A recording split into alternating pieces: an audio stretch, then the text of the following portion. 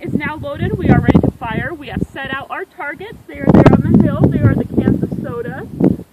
Now always remember to pick up your trash when you are done shooting it. That's just good manners. So the first step is to pop your shotgun. Go down all the way, then all the way out.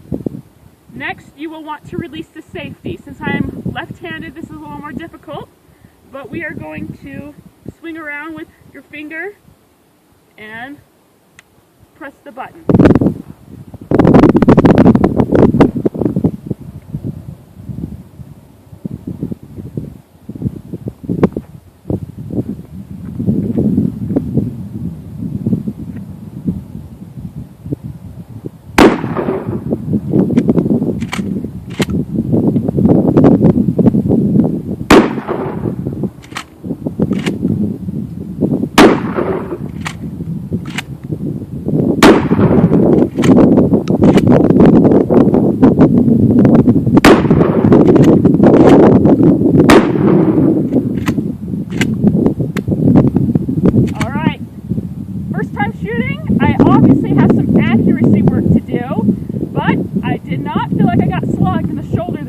Ladies, I recommend an adjustable stock and a pistol grip for your shotgun use.